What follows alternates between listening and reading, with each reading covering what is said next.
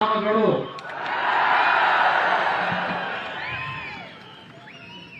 ಮಲೆನಾಡಿನ ತುಂಗ ತೀರದ ಕ್ಷೇತ್ರದ ಎಲ್ಲ ಬಂಧು ಭಗಿನಿಯರಿಗೆ ನನ್ನ ನಮಸ್ಕಾರಗಳು.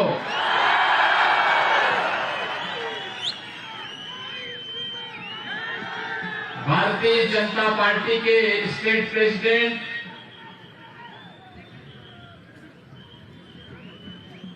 माननीय श्री नलिन कुमार कटिल जी श्रृंगेरी से भारतीय जनता पार्टी के अभ्यर्थी CDN जीवराज जी,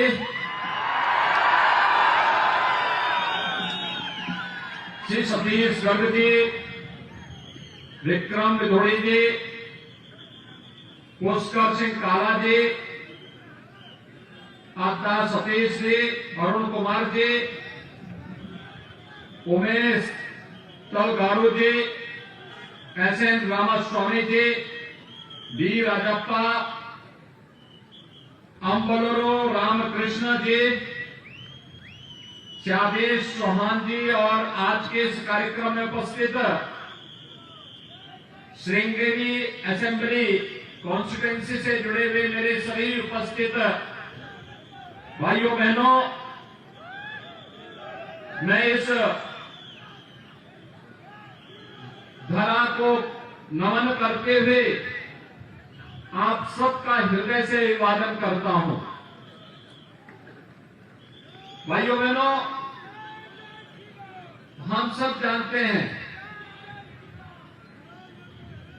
कि कर्नाटक भारत की एक भावभूमि है.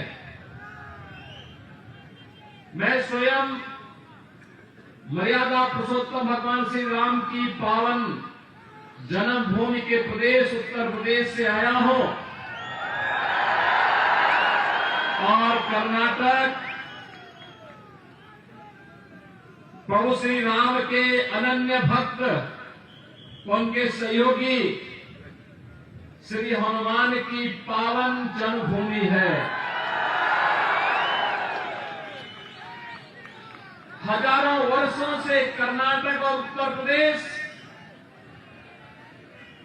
एक अनन्य भाव के साथ एक दूसरे के साथ जुड़े हुए हैं. एक दूसरे के साथ जुड़ करके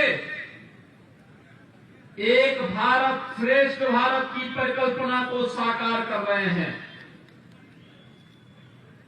लेकिन भाइयों बहनों, जिन्हें एक भारत श्रेष्ठ भारत अच्छा नहीं लगता, आज वे सभी कहीं न कहीं एक और कर्नाटक में PFI जैसे संगठनों को उन्मुक्त करके समाज विरोधी और राष्ट्र विरोधी गतिविधियों को आगे बढ़ाने के लिए प्रोत्साहित करने का कार्य कर रहे हैं और दूसरी ओर राष्ट्रवाद के लिए समर्पित अपनी सामाजिक सेवा के लिए जग विख्यात श्री हनुमान के अनन्य सेवक के रूप में बजरंग दल को बैन करने की बात करते हैं. बजरंग दल को बैन करने का मतलब कांग्रेस के द्वारा सीधे सीधे हिंदू आस्था के साथ खिलवाड़ करने का प्रयास हो रहा है और कोई भी हिंदू समाज का नागरिक इसे बर्दाश्त नहीं कर सकता, इसे स्वीकार नहीं कर सकता है. और इसीलिए आज मैं आपके पास आया हूं आपसे अपील करने के लिए. भाइयों बहनों, आप याद करिए बजरंग बली का स्मरण मात्र से अयोध्या में श्री राम जन्मभूमि की 500 वर्षों की समस्या का समाधान हो गया था.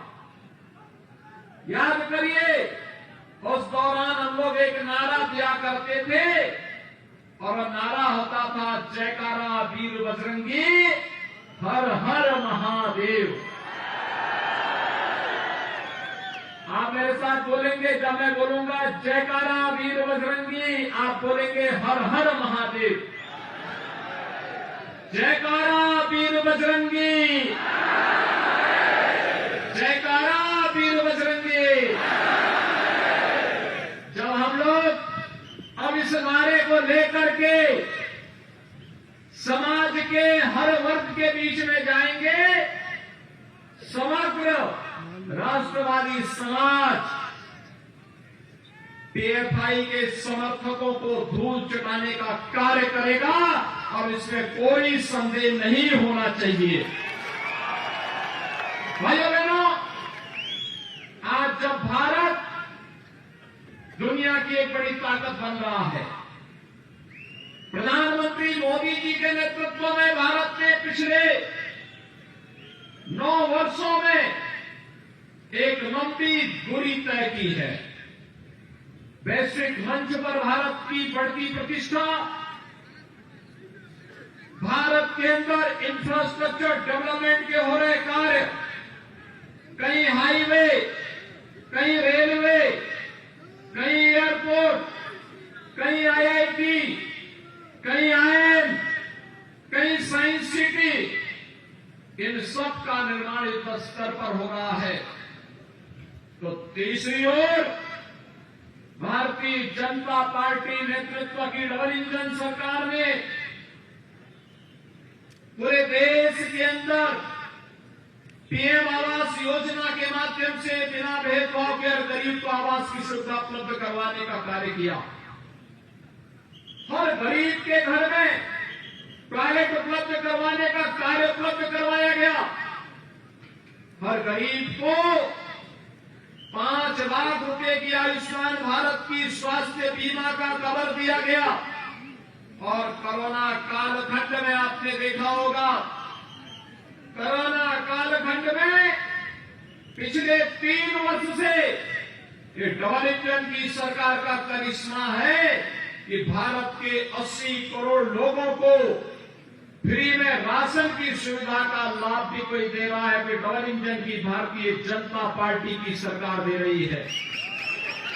भाइयों बहनों, कोरोना जैसी महामारी से बचाव के लिए ये डबल इंजन की सरकार आज 220 करोड़ वैक्सीन की फ्री डोजेज भारत के नागरिकों को उपलब्ध करवाने का कार्य भी की। मैं पूछना चाहता हूं, कांग्रेस या जेडीएस की गवर्नमेंट जब थी तो इन्होंने प्रजा के लिए, कर्नाटका के लिए क्या किया? इन्होंने केवल पीएफआई को प्रोत्साहित किया, पर्व और त्योहारों में व्यवधान पैदा किया, दंगे करवाते थे, अराजकता पैदा करते थे। लेकिन आज देश प्रधानमंत्री मोदी जी के नेतृत्व में और कर्नाटका श्री येदियुरप्पा जी के मार्गदर्शन में और बसवराज बोम्मई जी के नेतृत्व में आज तेजी से प्रगति के पथ पर अग्रसर होकर के कार्य कर रहा है।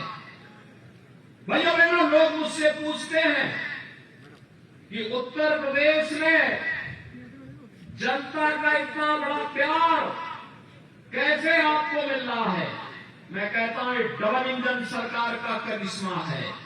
डबल इंजन सरकार के कारण आज उत्तर प्रदेश में शांति है, सौहार्द है, सुरक्षा है।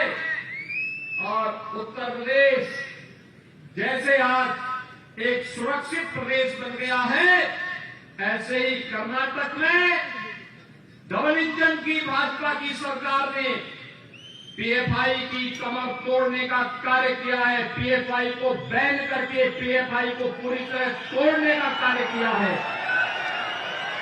और ये कार्य केवल बीजेपी की डबल इंजन सरकार कर सकती है। भाइयों बहनों, जो कर्नाटका असेंबली का इलेक्शन चल रहे हैं, हम सबको तय करना होगा, तय ये करना होगा आज जब भारत दुनिया की एक वैश्विक ताकत बन रहा है, वैश्विक लीडर के रूप में प्रधानमंत्री मोदी जी टीम इंडिया के कैप्टन के रूप में कार्य कर रहे हैं। टीम इंडिया के कैप्टन के रूप में कर्नाटका की भी भूमिका होगी। कितने प्लेयर टीम इंडिया के साथ जुड़े, ये कर्नाटक को असेंबली इलेक्शन में तय करना है। और इसीलिए आज मैं आपके पास आया हूं। आज भारत सर्वांगीण विकास की नित नई योजनाओं को आगे बढ़ाने में सफलतापूर्वक आगे बढ़ा है। और इसीलिए मेरी आप सबसे अपील है कि टीम इंडिया के लिए एक साथ पीएम मोदी के नेतृत्व में हम सब मिलकर के टीम इंडिया को इतना मजबूत करें कि भारत वैश्विक लीडर बनने के लिए पूरी मजबूती के साथ आगे बढ़ सके।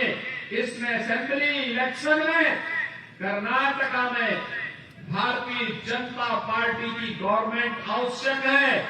और इसके लिए मैं आपसे अपील करने के लिए आया हूं। कर्नाटक आज अच्छी दिशा में आगे बढ़ा है। और मैं दूसरा आपसे अपील करने के लिए आया हूं कि भाइयों बहनों, अयोध्या और कर्नाटक, उत्तर प्रदेश और कर्नाटका का आपसी संबंध कई मायनों में महत्वपूर्ण है। कई मायनों में महत्वपूर्ण है। अयोध्या में प्रभु राम का मंदिर का निर्माण युद्ध स्तर पर चल रहा है। भव्य मंदिर का निर्माण अयोध्या में हो रहा है। और मैं आप सबको आमंत्रण देने के लिए भी आया हूं। जनवरी 2024 में अयोध्या में भगवान श्री राम के भव्य मंदिर का निर्माण कार्य पूरा होगा। प्रधानमंत्री मोदी जी के द्वारा भगवान श्री राम को उनके भव्य मंदिर में विराजमान करने का कार्यक्रम शास्त्रोक्त पद्धति के साथ संपन्न किया जाएगा। सैकड़ों वर्षों के इंतजार को समाप्त किया जाएगा। और उसमें मैं अपने बजरंग बली हनुमान के राज्य कर्नाटका की जनता जनार्दन को आमंत्रित करने के लिए आया हूं। उस पर्व में आप भी सहभागी बने। प्रभु राम का ये सेवक आपकी सेवा के लिए, आपके स्वागत के लिए उत्तर प्रदेश में इंतजार करेगा। इस दृष्टि से आपको आमंत्रण देने के लिए आज मैं यहां पर आया हूं। मेरी आप सबसे विनती है, आप सबसे अपील है कि कर्नाटक गवर्नमेंट ने श्री येदियुरप्पा जी ने और श्री बोम्मई जी ने कर्नाटका की जनता जनार्दन के लिए एक अच्छा स्टेट गेस्ट हाउस बनाकर करके वहां तैयार करने की पूरी तैयारी कर दी है। उत्तर प्रदेश गवर्नमेंट लैंड उनको उपलब्ध करवा चुकी है। और कर्नाटका का स्टेट गेस्ट हाउस अयोध्या में बहुत शीघ्र बनकर के तैयार होने वाला है। उस दृष्टि से कर्नाटका के वासियों को वहां पर रह करके किसी भी प्रकार की चिंता की कोई आवश्यकता नहीं पड़ेगी। आज के इस अवसर पर एक बार फिर से मैं आप सबसे अपील करने के लिए आया हूं। श्रृंगेरी एक पावन धाम है। आदि गुरु शंकराचार्य की पावन पीठ है। अनेक देव मंदिरों का एक महत्वपूर्ण स्थल है। और साथ ही साथ ऋषि सिंह का भी यहाँ का एक महत्वपूर्ण स्थल है। और इस दृष्टि से यहाँ पर भारत की सनातन आस्था का सम्मान करने वाला प्रत्याशी विजयी बनना चाहिए।